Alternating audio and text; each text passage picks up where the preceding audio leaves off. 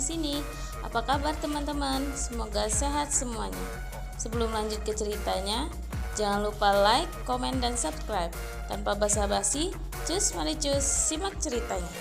Lagi pula, serangan barusan dapat merusak kaisar jiwa.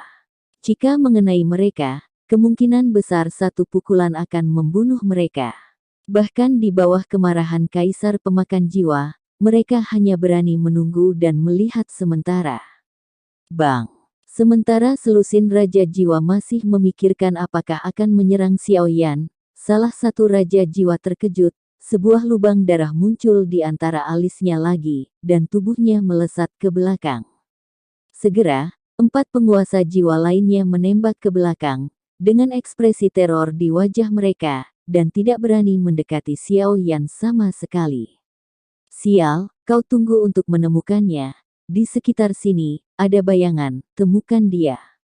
Bocah itu segera memarahi, keempat Soul Sovereign tampak jelek, melihat kehampaan yang dipenuhi kabut tebal, serangan itu tidak mungkin terjadi. Ditemukan di semua jejak, bagaimana orang pergi untuk mencari. Ini tidak berbeda dengan mencari jarum di tumpukan jerami. Apa yang kamu takutkan? Ketika kamu dekat dengan bayangan, kamu tidak akan menunggu lawanmu. Kamu harus menemukannya dalam jarak 1000 kaki.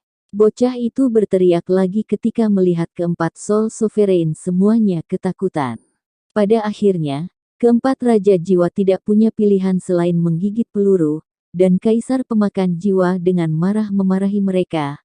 Lalu mereka membuat marah Raja Jiwa, dan hanya bisa memaksa selusin Raja Jiwa untuk menemukan bayangan tersembunyi bersama-sama. Segera, semua orang menunggu bayangan di kabut tebal.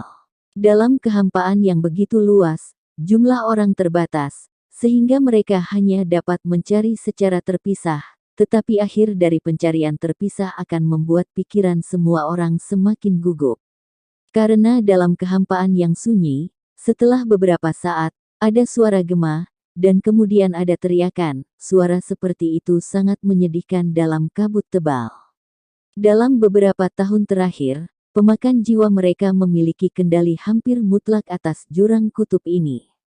Semua makhluk yang ada di sini hanya akan menjadi mangsa mereka. Mereka tidak pernah berpikir bahwa suatu hari, mereka akan menjadi mangsa orang lain.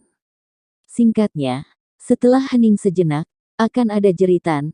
Jeritan seperti itu membuat hati selusin Raja Jiwa mencarinya dengan sangat cepat, dan mereka hanya berani mencari kehampaan di sekitar mereka dengan hati-hati. Namun, dalam kekosongan ini, setelah beberapa saat, dalam kekosongan ratusan meter, mereka tidak menemukan apapun, sebaliknya, mereka semakin diserang. Jika jangkauannya meluas hingga 1000 kaki, kemungkinan menemukannya akan sangat berkurang lagi, yang membuat semua orang luar biasa adalah kabut tebal memiliki efek melindungi kekuatan jiwa, dan dapat secara akurat menyerang musuh dari jarak jauh. 1000 kaki. Betapa mengerikannya ini, dan itu membuat para pemakan jiwa ini semakin ketakutan. Perasaan ini tampaknya lebih sulit daripada menemukan jarum di tumpukan jerami. Bahkan, mereka tidak tahu bahwa ketika beberapa pemakan jiwa melewati gadis bayangan, mereka tidak menyadari keberadaan mereka. Kekuatan jiwa biasa tidak bisa merasakan keberadaan gadis bayangan sama sekali, apalagi dengan mata telanjang. Oleh karena itu, memang lebih sulit untuk menemukan gadis bayangan dengan kekuatan pemakan jiwa ini daripada menemukan jarum di tumpukan jerami. Bom! Gadis bayangan membantu Xiaoyan dengan perlindungan yang cukup. Pada saat ini, Xiaoyan hanya perlu fokus untuk melawan Kaisar Pemakan Jiwa, dan pertama-tama, dia ingin mengalahkan hantu sepanjang 1000 kaki. Xiaoyan mengayunkan satu kaki. Seluruh lautan api hanya satu kaki di bawah Xiaoyan, dan langit naik, diselimuti hantu ribuan kaki. Bang! Gelombang api itu seperti gunung berapi yang memancar, semuanya dibombardir ke tubuh hantu 1000 zang, dan saat berikutnya, saya mendengar banyak jiwa meledak dengan jeritan melengking yang tak tertandingi. Pada saat berikutnya, hantu Qianzang tiba-tiba menarik napas tajam, dan kemudian ki yang menyesatkan dihembuskan, seolah ingin meniup lautan api Xiaoyan. Jika Guli adalah nyala api biasa, tentu saja ia tidak akan mampu menahan yin dan energi jahat yang dibentuk oleh ribuan jiwanya. Tetapi nyala api Xiaoyan bukanlah nyala api biasa, melainkan 3 hati api yang terjalin. Bahkan jika sesak napas yin sangat kuat, itu hanya membuat lautan api berkibar, dan tidak ada niat untuk menghilangkannya. Jelas, sesak napas yin ini memiliki kekuatan untuk menerbangkan nyala api hati. Mata Xiaoyan menyipit, hantu 1000 zang telah ditebas olehnya, dan ada luka yang menjalar di sekujur tubuhnya. Jadi Xiaoyan mengambil kesempatan itu dan kobaran api menutupi Eight Desolate Profound Heavy Ruler sekali lagi. Potongan lagi. Lautan api yang mengerikan membentuk api sepanjang 100 zang yang meledak ke arah ribuan hantu zang, yang tidak bisa mengelak dan hanya bisa menyaksikan nyala api meledak ke arahnya. Api yang sangat kuat. Mungkinkah itu Heart of Fire? Mata bocah itu sedikit menyipit, dan dia bergumam dengan suara yang dalam. 2 bekas luka menembus hantu 1000 zang, tetapi masih tidak runtuh. Namun, setelah Xiaoyan menebas 2 kali, hantu 1000 zang juga memiliki arti runtuh. Namun, tebasan ketiga ini adalah inti dari keterampilan bertarung ini.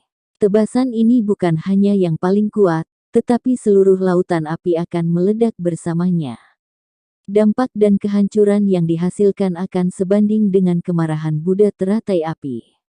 Hancurkan aku. Bahkan, jika Xiaoyan meraung, tebasan ketiga tiba-tiba menebas tanpa ragu-ragu. Dengan tebasan ini, api menyelubungi hantu dan monster ribuan kaki jauhnya, dan kekuatan penghancur memenuhi kehampaan di sekitarnya. Saat berikutnya, dia mendengar suara ledakan bergema di sekitar. Bum bum bum. Seluruh lautan api tampaknya meledak dalam sekejap, dan kekuatan penghancur menyapu sekeliling dalam sekejap, dan seluruh ruang tampaknya diperas dengan keras.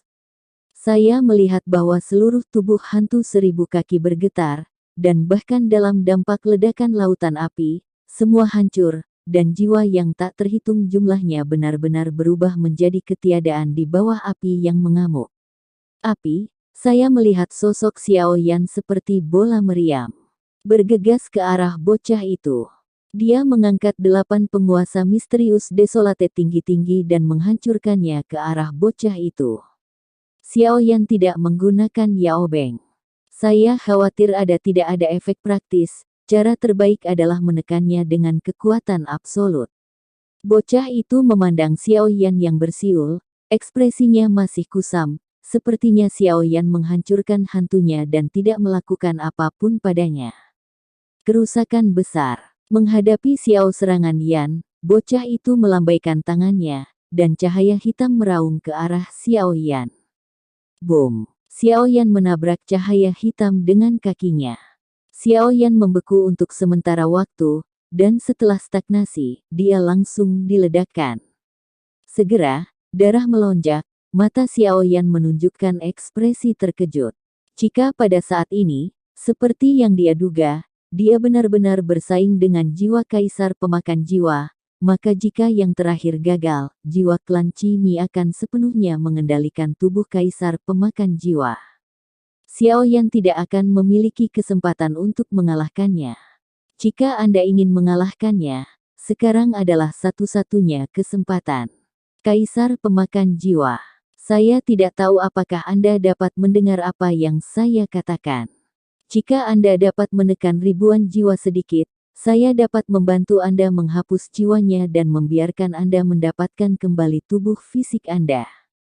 Xiaoyan berdiri di udara, ini hanya tebakan, tapi itu bukan ide yang buruk. Bersambung. Hari ini cuma 1 bab. Sebenarnya ada 2 bab di novelnya. Tapi itu sama dengan bab 3804. Mungkin besok ada 2 bab. Terima kasih untuk teman-teman yang telah mendukung channel ini dari awal.